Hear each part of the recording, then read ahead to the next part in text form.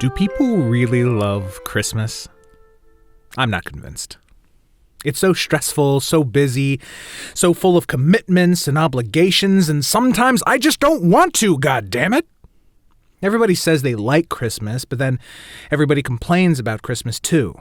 And every Christmas movie seems to be about miserable people, unhappy during the holidays. And it takes some sort of extreme or supernatural circumstance to gain an appreciation for things. I don't know. Christmas doesn't mean so much to me anymore. That's kind of depressing. I've turned into a Scrooge. I don't want to be a Scrooge. I want to love Christmas, giving gifts, spending time with my family without exposing them to a lethal virus. So, in an effort to reverse my Yuletide spirits, I've turned to my beloved, that which is always by my side, there to comfort me in times of struggle. Netflix. Netflix goes all in on Christmas. They've released 15 films alone this season, depending on how you count, and I've watched them all in an effort to conjure up some of that Christmas spirit that I'm so lacking. Surely Netflix, the master of streaming entertainment, will be able to warm the cockles of my cold heart. So let's get on with it. First things first, we have to get something out of the way. These films are, trash. What? Maybe that's mean. They are of alternative quality? Okay, some are legitimately good, and I'll make special note of the ones that are, but to be honest, they're few and far between. That's why this countdown is not based on the quality of the films in question. Instead, I've created a scoring system that incorporates all of the elements that I think makes for the ultimate Christmas movie. They are a community coming together, a sense of wonder, a spirit of generosity, a character's personal growth, a touch of magic, a snowy atmosphere, and the jolly fat man himself. I call it the Quigmas score. Quigmas. Christmas. Quigmas. Pretty good, right? Whatever, it's what I'm going with. Number 15, Holidate. Holidate follows a pair of beautiful yet lovelorn 20-somethings who are tired of having to find dates for the holidays, and so decide to be one another's platonic holiday date. It's a premise that makes sense only if you don't think about it very long. I get wanting to have someone to kiss on New Year's, but who needs a date for Cinco de Mayo? Who needs a date for St. Patrick's Day? Emma Roberts seems like she wants to bring a fake date to the holidays to keep her mother from trying to set her up with men, but early on in the film we find out that it's not a secret. Her whole family knows she's just bringing some random guy to their house, so the whole damn thing is pointless. Despite being one of the more tolerable films on this list, it shouldn't be a surprise that it ranks so low for Quigmas. It's barely a Christmas movie, and it was actually released before Halloween, so maybe it wasn't even intended to be. But I thought it was, so I watched it, and I refuse to have done so in vain. It gets at least 1 point because there's a man dressed in a Santa Claus outfit. Number 14, Christmas Crossfire.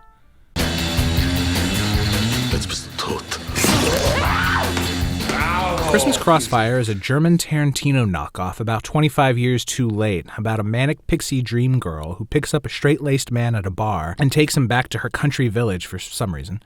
There, they become entangled with a local gang and find themselves separated and on the run. It's actually pretty entertaining for the first 30 minutes or so. Christmas Crossfire stands out from the pack by being the only action film on the list, but Die Hard notwithstanding, I don't think that necessarily makes for a good Christmas movie. Number 13, The Princess Switch, Switched Again. The sequel to the 2018 Netflix classic The Princess Switch, Switched Again, finds Vanessa Hudgens playing 3 roles: the American-born Princess Stacy of Belgravia, Lady Margaret, the soon-to-be Queen of Montenegro, and her cousin, Lady Fiona. The plot is stupidly complicated in a kind of fun way. Let's see. Stacy is sad because between this film and the last, Margaret has broken up with Stacy's old friend Kevin. The position of princess apparently not occupying too much of her time, Stacy decides that, rather than minding her own damn business, she's going to get them back together. Stacy and Margaret switch so that Margaret is free to spend some time rekindling her love with Kevin. Enter Fiona, the evil cousin, who also looks like Vanessa Hudgens. Fiona hatches a plot to kidnap Margaret before her coronation so that Fiona, disguised as Margaret, can ascend the throne. But instead of kidnapping Margaret, Fiona's goons accidentally get Stacy, who, remember, switched out with Margaret earlier in the film. The Princess Switch and its sequel, Switched Again, are Christmas movies only in the sense that they are set during Christmas, which is kind of the lowest bar to clear to be called a Christmas movie. Outside of the decor, what does any of it have to do with Christmas? Not much. I gave it a point for some snow on the ground, a point in community for a nice little Christmas wedding, and a point in generosity because Fiona, the would-be usurper, gets to attend the coronation. So that's something. Number 12, Midnight at the Magnolia. Midnight at the Magnolia is a little love story that feels like a Hallmark or a Lifetime movie. Like a few other movies on this list, it's not technically called a Netflix original, but it's on Netflix and it came out this year, so it's included. Maggie and Jack are two radio DJs who have been friends since childhood. But other than some short-lived high school relationship, they've remained strictly platonic. One day, they find out that some hotshot satellite radio executives are scouting them for a big contract. Yes, satellite radio, and yes, this is a film from 2020. Maggie and Jack come up with a plan to host a big New Year's Eve show with the gimmick of introducing their significant others to their parents. But they both get broken up with the day after Christmas. In a desperate attempt to create some sort of surprise reveal at their New Year's Eve show, they decide to lie to their friends, fans, and family and say that they are dating. Jack! Mom? Dad? Kissing! But what if, and hear me out here, unbeknownst to even them, they've been in love the whole time. Sorry, spoilers. As far as the Quigmas scale goes, there's a serious problem. This isn't a Christmas film. Christmas is over after the first 15 minutes. It's a New Year's Eve film. Hell, even Holiday began and ended on Christmas, so how does Midnight of the Magnolia rank higher?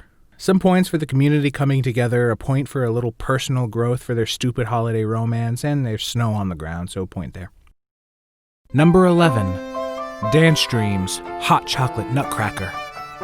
The only documentary on this list, Hot Chocolate Nutcracker, is a frequently enjoyable story of a young group of dancers preparing for a show.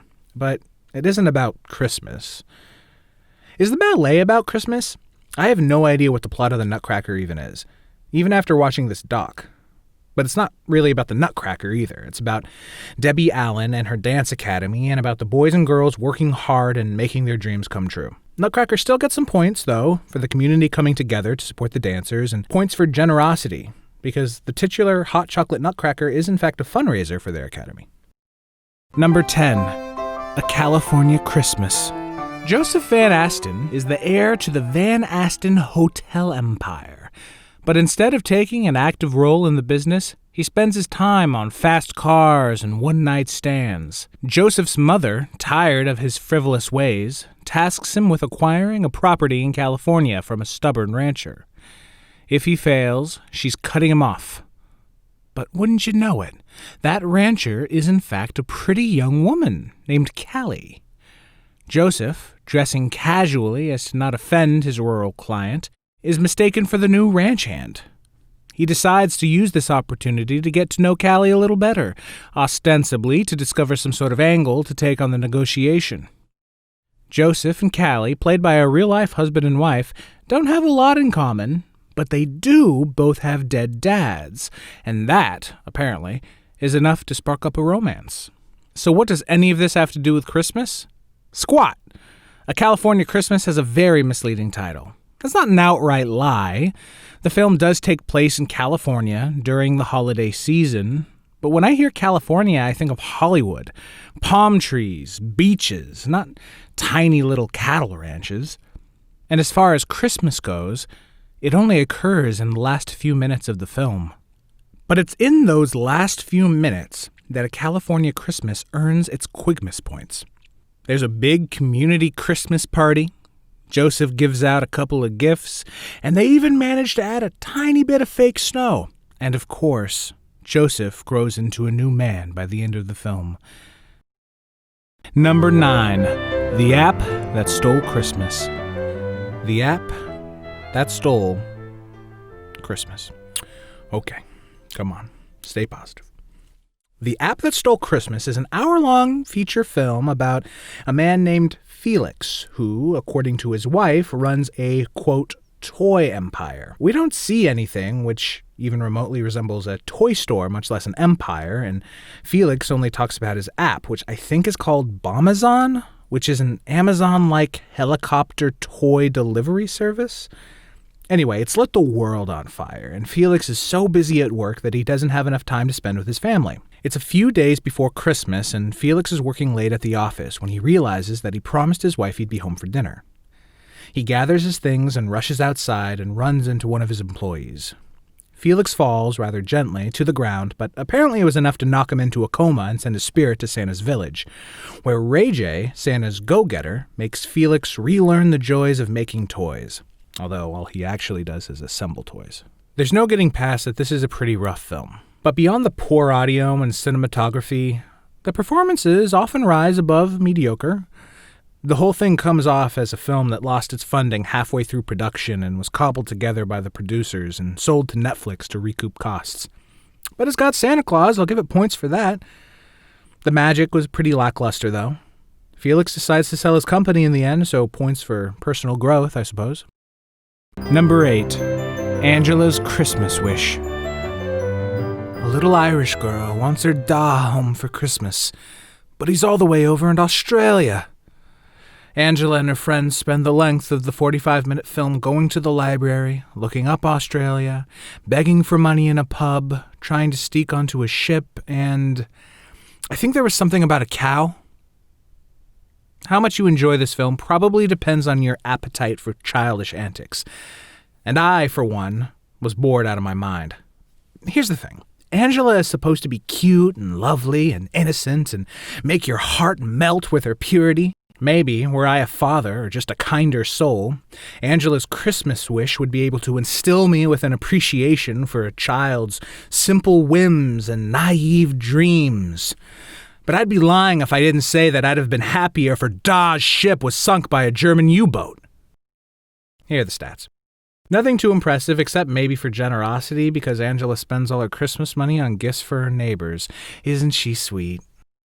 Number 7. Operation Christmas Drop.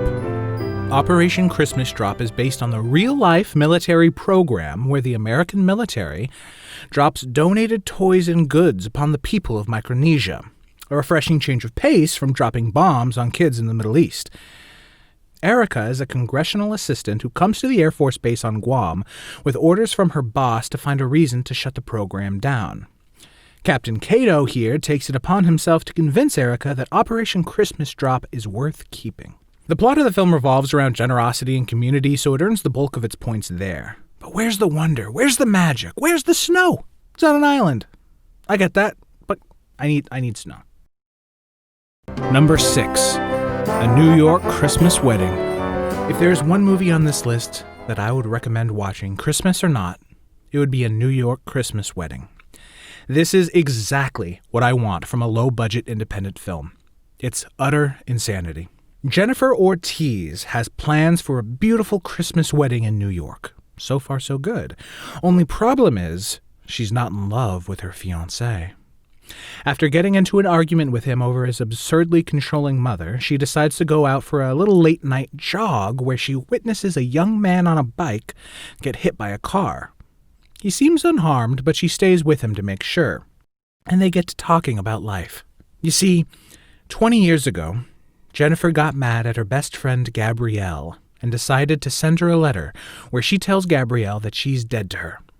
This leads to a chain of events that finds Gabrielle getting pregnant by her deadbeat boyfriend, having a miscarriage, and committing suicide by throwing herself into traffic. Also, Jennifer's dad dies. Coffee? Back in the present, this young man Jennifer has met, with the peculiar name of Azrael Gabison, just so happens to be Jennifer's own personal guardian angel, and he transports her to an alternate present, a world where she forgave Gabrielle all those years ago. Well, apparently that was the right decision because in this world, her life is great. Turns out Jennifer and Gabrielle are in love and have built a wonderful life together. They're planning on getting married in their local church, and Jennifer's dad is alive, for some reason. But on the night of her wedding, the angel Azrael returns and reveals... If you don't want spoilers, leave now. Azrael says, and I quote, "Jennifer, you should know that I'm the deceased child of Gabrielle and Vincent." His name is Azrael Gabison, Gabby's son. He also mentions that he has always been there watching her. Why? Why is the grown-up dead baby of her teenage best friend now her guardian angel? Do all dead babies become angels? Why is he a grown man and not like a cherub? It gets good points in Community for a surprise gay Christmas wedding, and magic points for its alternate reality time travel shtick. Good stuff. Number 5. Just Another Christmas. It's Christmas Eve, 2010, and George, a middle-class family man in Rio, is glum. He hates Christmas. It's the same every year. The obligations, the chores, having to see his obnoxious in-laws, being forced into lending his brother-in-law money he'll never see again, blah, blah, blah. His wife, on the other hand, is a Christmas lover. She forces him to dress up as Santa Claus and go climb up on the roof for the children. He does so begrudgingly, but ends up slipping and falling to the ground. When he wakes up, it's still Christmas Eve, 1 year later. Turns out he has somehow acquired a condition where he is only conscious for 1 day out of the year. Always Christmas Eve, and every other day is lived by an alternate version of himself.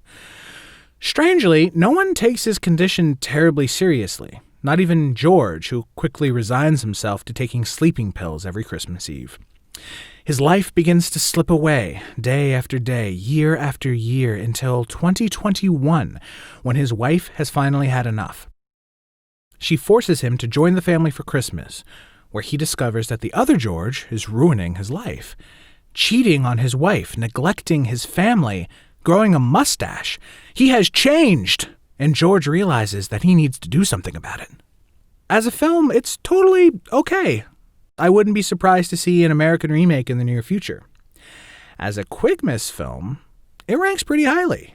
I mean, we see like 10 or 20 Christmases in a single movie? That's pretty impressive. I would have preferred a snowy atmosphere, but it's Rio. What can you expect? Number 4. Jingle Jangle, A Christmas Journey. The film stars Forrest Whitaker as dried-up old toy maker Chronicles Jangle, a formerly legendary figure who has traded his toy shop for a pawn shop after his assistant Gustafson betrayed him and stole all of his toy designs decades ago. But everything changes for old Jangle when his estranged granddaughter Journey comes to visit. I can't find any numbers, but I have to imagine that Jingle Jangle is by far the biggest budget flick on this list. It's the most competently made, has high-profile stars, the best produced music and sets, but I still can't say it left a very positive impression.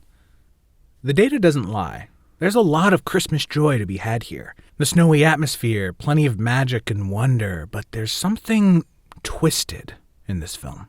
The character of Don Juan Diego, the sentient toy toreador created by Jangle, the doll that he considered his greatest invention, the culmination of his life's work. And why shouldn't he be proud? By creating life, Jangle knows, like Victor Frankenstein before him, what it's like to be a god. Oh, it's alive! It's alive! It's alive! It's alive! Immediately upon his creation, Diego understands the value not only of his life, but the value of his own individuality, of his own distinct personhood. And when he hears Jangle mention that he plans on copying Diego millions of times over, Diego balks at the idea. It's no wonder that he worked with Gustafson to portray Jangle. He may be Diego's god, but he is not his lord.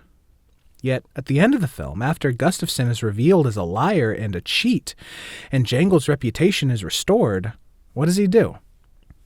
He takes Diego in his hands and says, "Children everywhere will be able to love you after I reprogram you."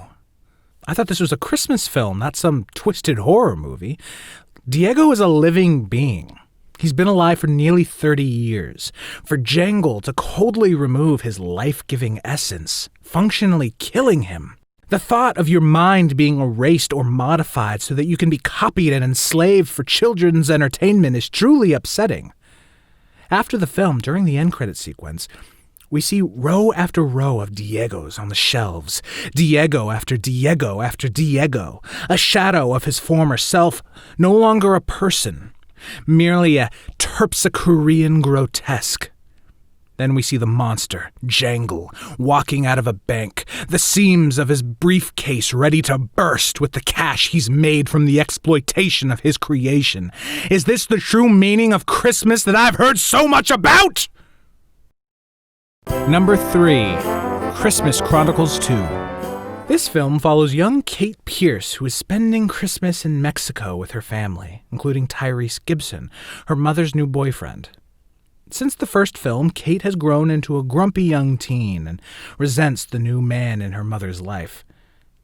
Enter Belsnickel, a mischievous errant elf that has been transformed into a human as punishment for a few too many bad deeds.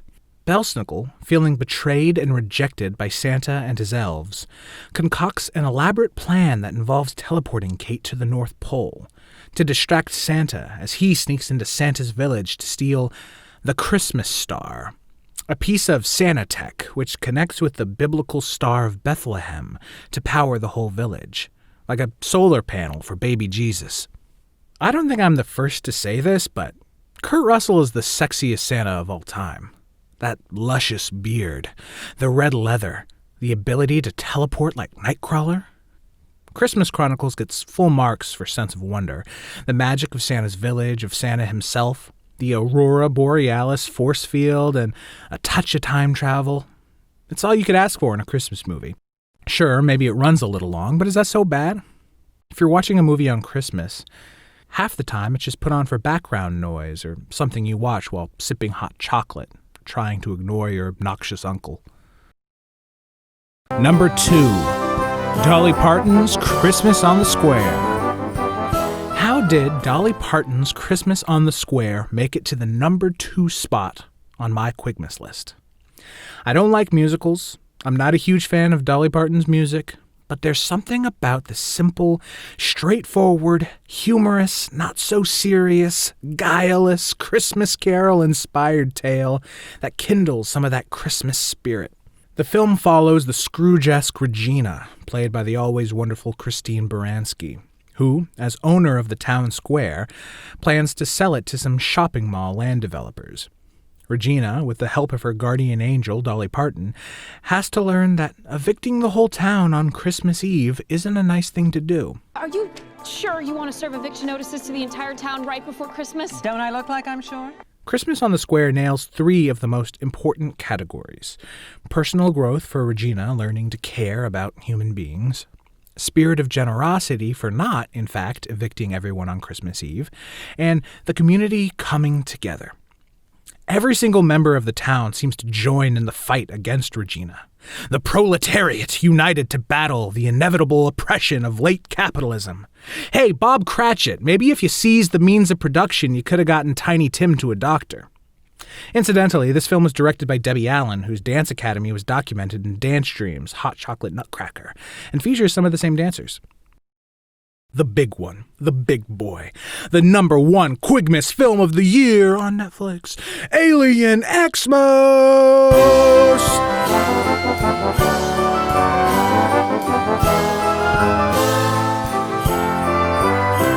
Alien Xmas is the simple story of a young alien named X, a member of a spacefaring species known as Klepts, who, having consumed all the resources on their planet, are eyeing planet Earth as a shiny blue bauble to add to their collection.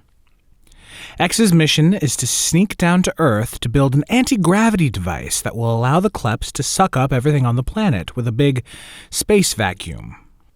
But before X can finish his mission, he meets a young elf at the North Pole who helps him learn the true meaning of Christmas. I've only watched the film once, but I think it might really stand the test of time. This could legitimately become a real Christmas classic to stand, if not above, then among classics like Rudolph, Frosty the Snowman, or Charlie Brown Christmas. The film is animated in real stop motion by the veteran Kyoto brothers, and it looks beautiful. It earns top points in every category except for personal growth because X isn't the most complex character, and sense of wonder because, X is an alien, so he can only be so impressed by Santa Claus. Bonus points for only being about 40 minutes long.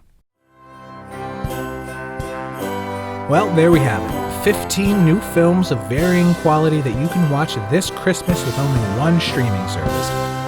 And I'm sure you're all wondering, now, after it's all said and done, have I been successfully put into the Christmas spirit? Well, I can honestly say yes. Yes, I have. But that's probably because during this slog, I also watched The Muppet Christmas Carol. Merry Quigmas, everyone! Christmas is a time for caring, being at your best. Christmas is a time for sharing, knowing you've been blessed. Christmas is a time for giving, loving made a dish. That's what Christmas is, yeah.